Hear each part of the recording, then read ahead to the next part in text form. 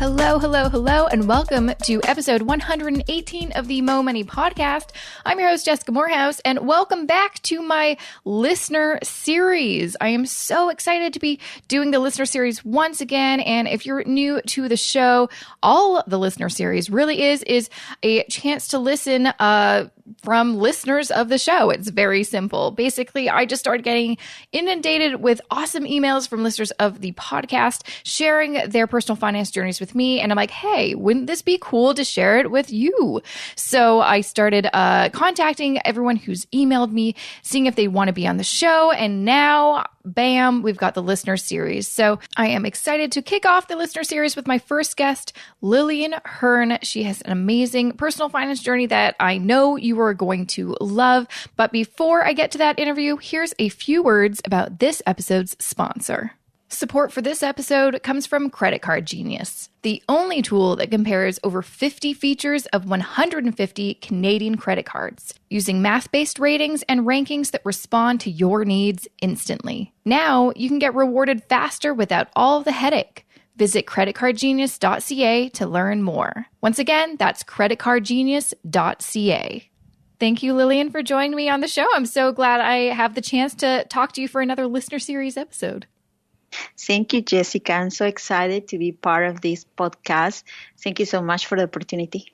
You are so welcome. And so I feel like you might be one of the first listener series or just like people that have emailed me saying that you found my podcast on YouTube. So I think that's pretty fun. I'm like, oh, I always kind of wondered, who are those YouTube people? They generally, sometimes they leave comments, but generally they just kind of like listen and then leave. Whereas I feel like the people that find me on iTunes are a little bit more vocal. So I'm glad that you sent me an email so I know you're out there and listening on YouTube. Yeah, I mean, I love YouTube and I find a lot of information there. And then I found your podcast there.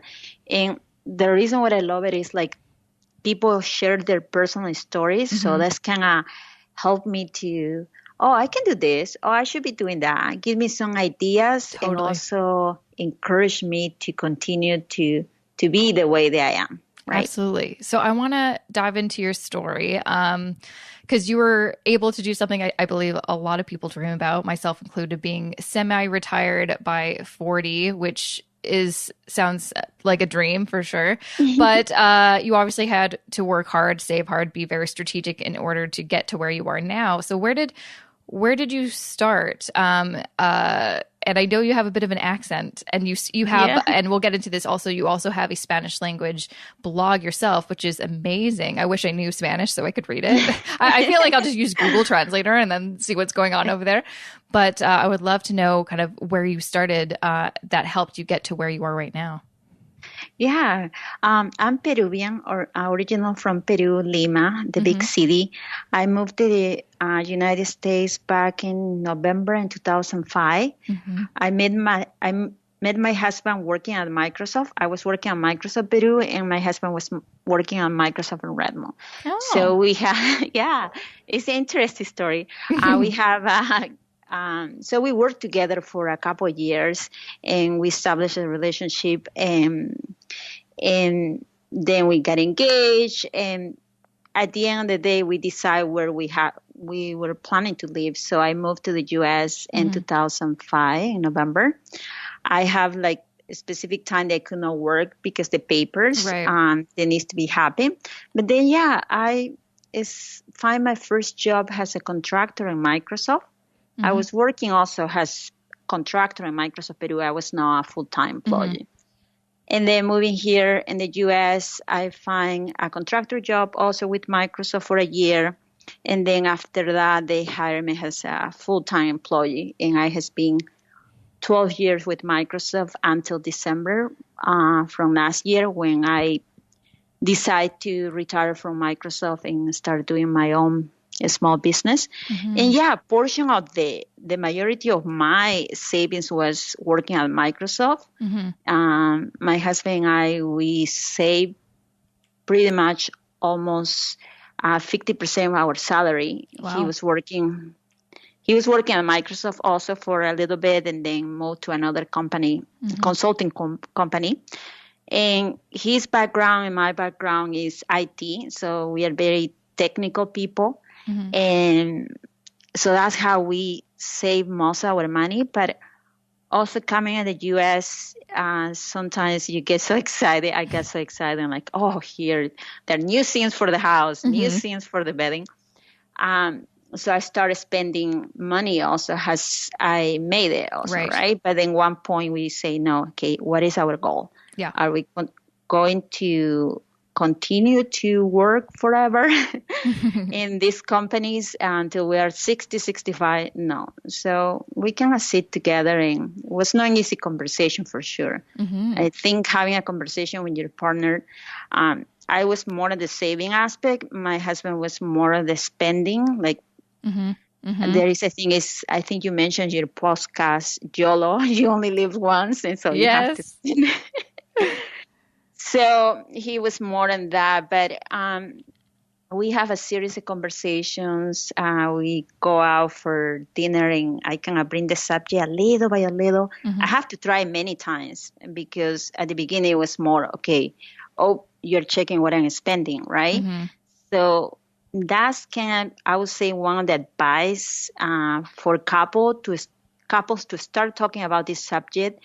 And it's just, you have to try 2-3 times and your partner to get it. And the only thing they have to kind of cross the board on the table, it is, okay, what is the end goal? Yes. As a couple, we have to have that. Otherwise, I mean, if we don't have the end goal, it is hard for couples to get into the savings, into the investment portion, and thinking about retirement, right? Absolutely. So, yeah, that was most of my income coming from Microsoft. And then I always has been looking for opportunities, even if I was working at Microsoft, looking for opportunities where I can make more money. Right. I will sell on eBay stuff that my husband had in the garage, or stuff that he will have in the storage unit. He will pay, I think, $50 a month when I just moved to the U.S. and I said, no, I mean, that's crazy. $50. That is crazy. Yeah, so we start like cleaning that and selling all that stuff. And yeah, it was not easy in the beginning, but then he got used to when the money was into the savings account and how that was growing a little bit on savings, because, the banks, they don't pay you too much. But when he got into that sense, okay, now I can sleep better. I have some money in the bank. I don't need to be worried about this and this. So he got to, and now he's very, he's a person who's looking at our budget, how much we are spending. I mean, we don't say no to us if we want something, a trip, or we want to eat next week, twice a week. We do that. But it's kind of reward for us if we has been saving for all these years, right? Right. Absolutely. Yeah. So I'm so curious. So you were able to semi-retire at a young age, and you brought it up to your husband, like, this is a goal that I think we should both try to achieve. Is he also semi-retired right now? He was in that mode last year. After working, I think 40 years in Accenture, which is a consulting company. So he didn't work for a year, and then he didn't have anything what else to do, right? He didn't have something like, I have my blog and I do other things at home that I always keep me very busy for now. So he had the opportunity to come back to work as a consulting, and he opened his own business company last year in July. Very cool. Right now he's working as a consulting for the Bill and Melinda Foundation. And the reason why he went back to work, it is the opportunity of the money that they were offering to him that he can say, no, honey. Yeah. So he didn't want to, but he said, hey, it's a good company, the Bill and Melinda Foundation.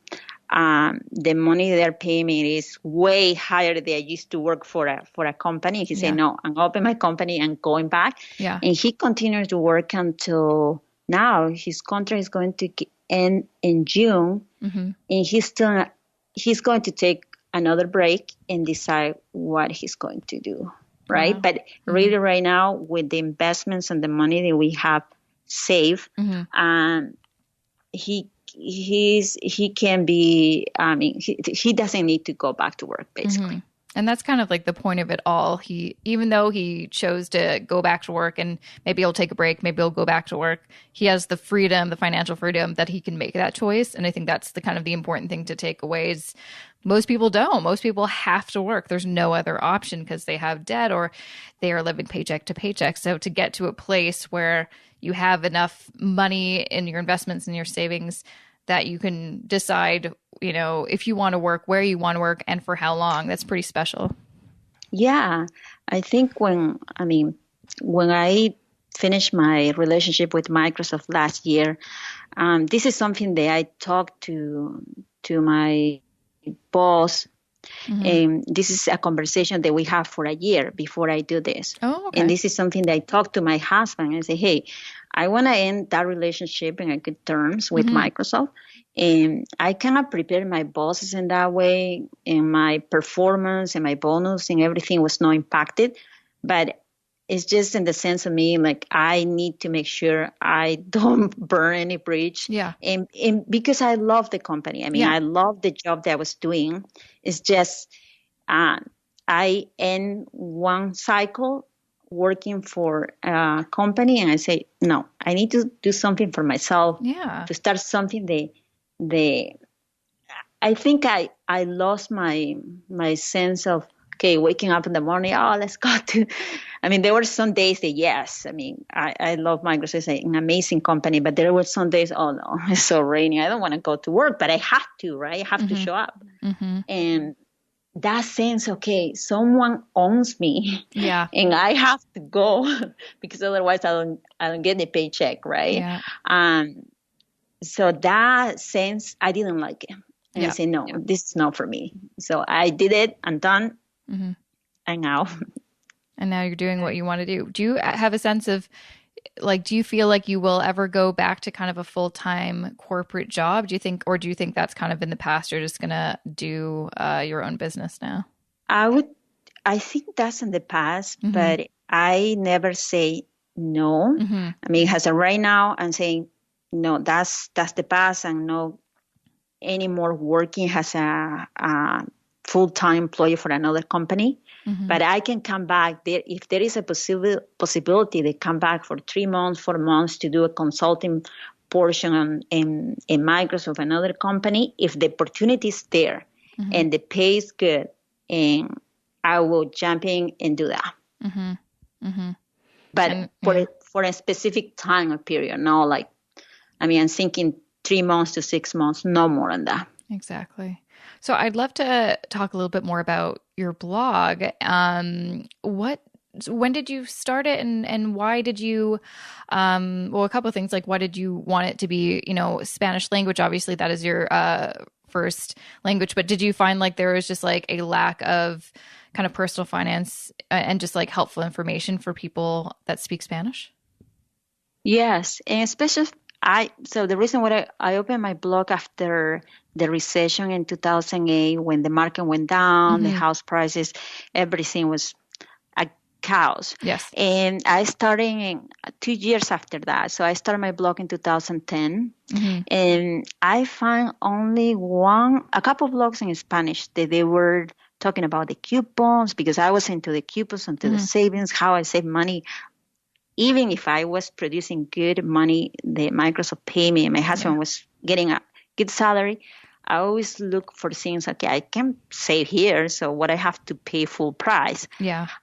So I was doing that, in a little bit of that, and I found 2 blogs that were doing something like that. And I said, well, I don't see anymore. So this is an opportunity for me to connect with my Spanish community, to write in Spanish, because working here at Microsoft in Seattle, everything is English. I don't see too many people, even in the stores here, or my neighbors. They're all Americans, and they speak English only, right?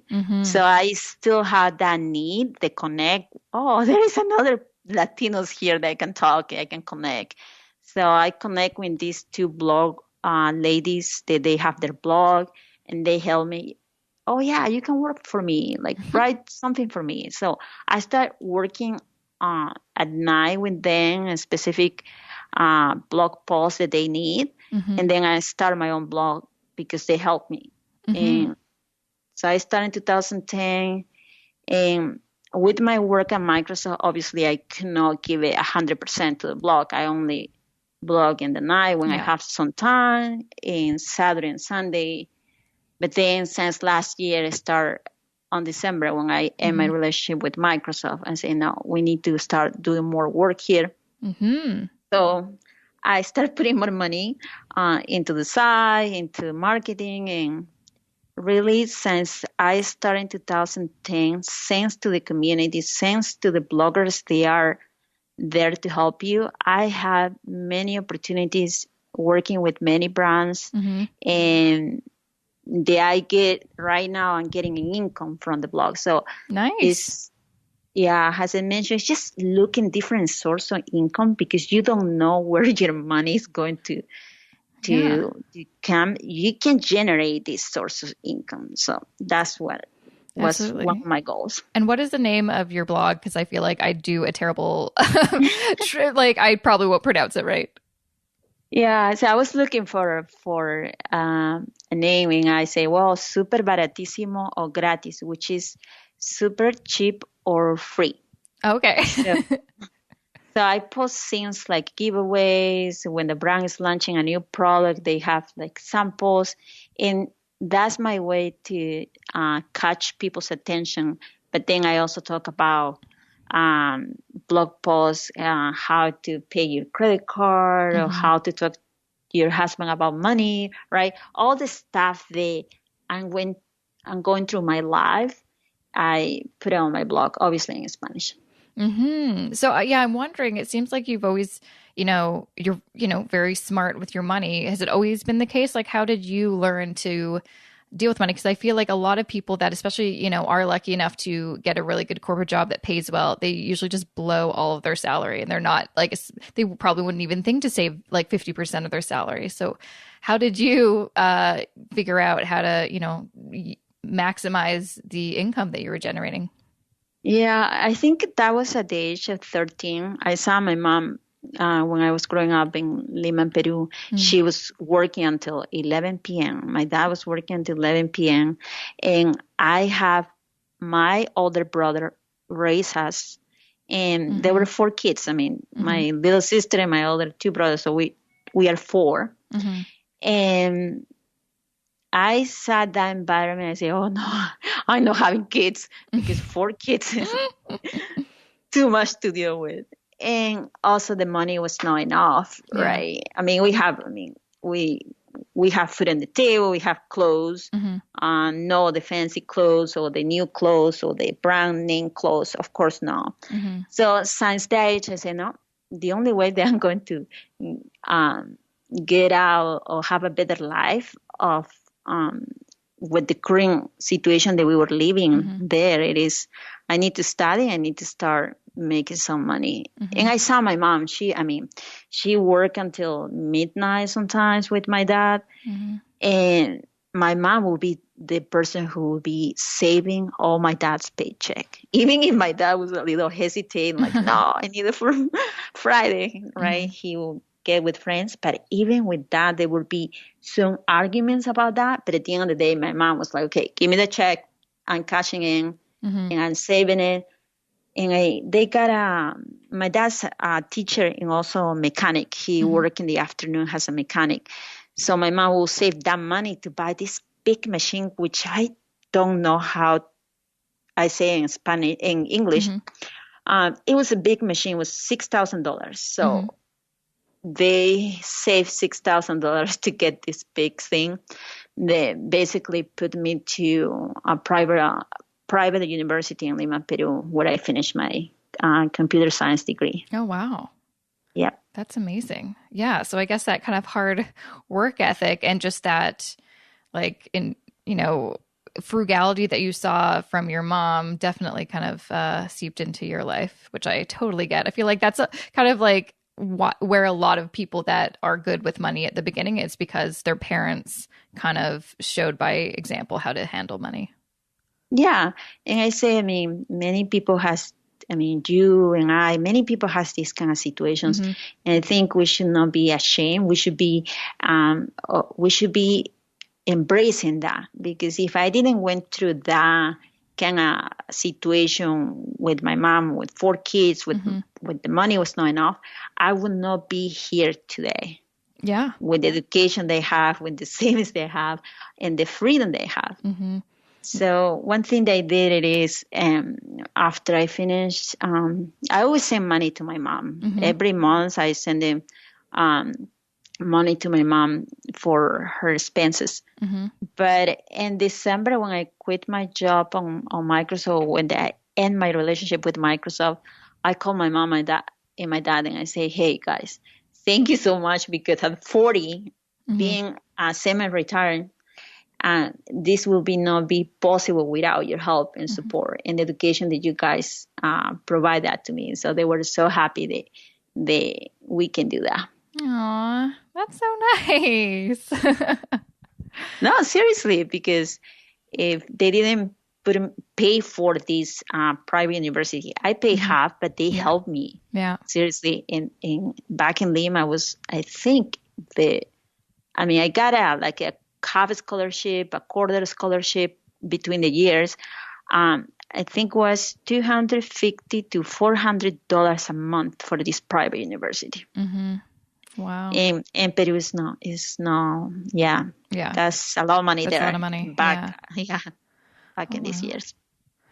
Wow. Yes. Yeah. Yeah, that gives you some perspective.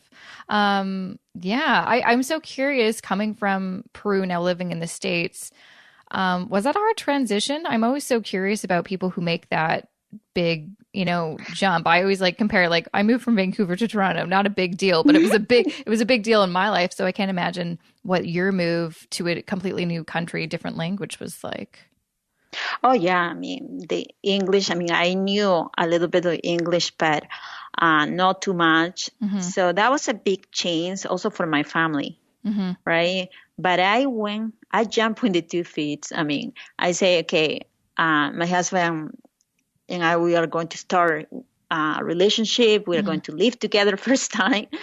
And so I was so excited. So it was a mix, a new a marriage, new house. Well, no, we didn't have a house at that time. It was a condo that we rent.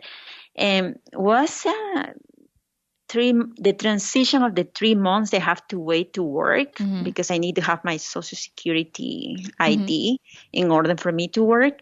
That was a little hard, and also the weather, right? Being at home, I was not be able to drive because I have to get my driver's license and stuff like that. That was a little hard the first 3 months.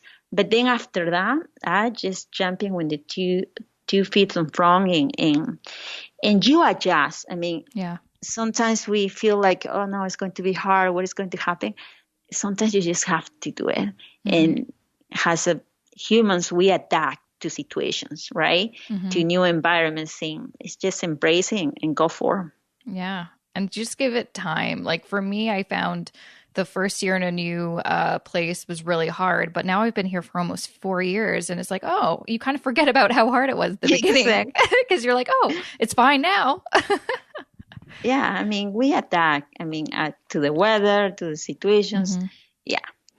Awesome. So I would love to know, now that you are semi-retired, what do you like to do now with all your free time? I know that you obviously put way more time and energy into your blog, but what other kind of things are you up to that, are kind of nice benefits of being semi-retired?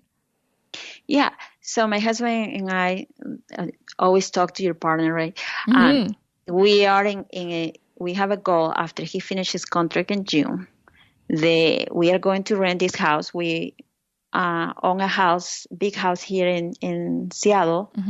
And we want to rent the house so we can move out to a sunny place, because we don't like the weather here. Yes. Sounds about like something I do. So I'm in the morning I work on my blog. So I wake up and do the work on the blog and stuff, and opportunities that I can make some income. So that's taking care in the morning. In the afternoon, I start the cleaning, the remodelation, having people here fixing the bathroom and stuff like that. And that's when I do my chores. I love to listen to hear on YouTube the podcasts about money, finance, investment, and the night I work a little bit on my blog or learning about investing. I think it's not just savings. I was thinking before savings, okay, I just need to save. No, it is invest that money. So what are some of the things that you've learned about investing that kind of surprised you? My husband was managed all the investment. He's pretty good. He did some few bad decisions, but overall pretty good money. And that's one of the source of dividend incomes that we are getting, that we say, okay, we're good here. So I knew investment a little bit for my husband, but I didn't play with it, right? So I say, no way, I'm opening my own investment account and I'm starting doing it. And so I invest, and I started last year, and I invest right now I have 7 companies and they're investing, and I kind of put in my head, okay, what are my goals for this investment? So I'm looking at 10-year investment portion, and I'm looking at investments that pay dividends, and I'm looking at companies that I know and I use. So my learning it is, okay, what is your methodology, your philosophy of investment? You have to have that clear in order for you to invest. And obviously, you have to have the money, right? If you have debt, okay, take care of that debt first, looking at different sources of income, how you can generate income from your work, but look for other opportunities to pay that debt first. Then when you have some money, when you have some savings, then me as a woman, I feel like, okay, I don't know too much. So that make me feel no independent. And I say, no way, I need to start learning and reading. So I got a book. I think the book it is Warren Buffett Invest Like a Girl. That was pretty good book. They kind of give me a little guidance. Didn't told me, okay, where I should invest, but it gave me a little guidance and confidence. Okay, I can do this. I just need to put my hands on it and start learning and playing with. I'm playing with money. My husband always looking to, but yeah, I invest in these companies, and my goal is to have by the end of this year to have at least $5,000 in dividends that I'm getting for the full year. Nice. Yeah, I feel like investing is always kind of the last thing people think about, but it's a game changer once you really, and people are afraid because they think it's complicated because lots of people overcomplicate it. But I think it's definitely something that you shouldn't avoid. Saving is important, budgeting is important, of course, but investing is so important too. I'm thinking, I would say investment is the way how you are going to ensure good retirement, the lifestyle that you want, that retirement that you want. Investment, in my opinion, investment on the market or investment in property, that's the things that are going to take you to that level of retirement that you want. Absolutely. Absolutely. Well, thank you, Lilian, for joining me on the show. Once again, what was the name of your blog? It is superbaratissimo.gratis.com. Beautiful. I will link to that in the show notes in case anyone wants to check it out and learn some Spanish. Yeah. Thank you so much, Jessica. You are so welcome. You're so welcome. And that was episode 118, the first listener series episode in season 5. And that was Lilian Hurn, the listener that you just heard on my show. If you want to be like Lilian and join me on a listener series episode of the Mo Money podcast, you can do it. It's not too tricky. All you have to do is go to the show notes at jessicamorehouse.com/118. I'm going to put some more information on how to get in touch with me to see if you can be on the show, which would be super, super fun. I know you'll love chatting with me. I'm very chattable. I don't know if that's a word, but it is now. So hopefully you will decide to take this opportunity and share your story with the world. I think a lot of people can probably learn from your, successes and your failures and your journey in entirety. And before I let you go, and there's also a few more details I want to share with you, so do not go away. I just want to share a few words from this episode's sponsor. A big thank you to Credit Card Genius for supporting the Mo Money podcast. If you're not aware, they are the only tool that compares over 50 features of 150 Canadian credit cards by using math-based ratings and rankings that respond to your needs instantly. Now you can get rewarded faster without all the headache. If you want to find the best credit card for you, make sure to check out creditcardgenius.ca to learn more. Once again, visit creditcardgenius.ca to learn more. So thank you again for listening to this episode of the Mo Money podcast. If you're not aware, if you didn't listen to yesterday's episode, I am running a contest right now, guys. Basically, the whole season of the podcast. So October, November, December of the show, I'm going to be drawing a winner each month to win a $25 Amazon gift card. If you want to be that winner, it's super easy to enter. Just go to the show notes, jessicamorehouse.com/118. But basically, you just have to give me an iTunes review, send it my way with your contact details, and you will be in the running to win an Amazon gift card. Easy peasy, literally will take you 2 seconds to leave me a review. And also, I will give you a shout out on a future episode as my way of saying thank you, and thank you. Well, thank you again, for listening. I'm going to see you back here next Wednesday with a fresh new episode of the Mo Money podcast. So, if you haven't subscribed to, my show on, iTunes, SoundCloud, YouTube, whatever, might as well do it now because I've got a lot of great episodes coming up and I don't want you to miss a thing.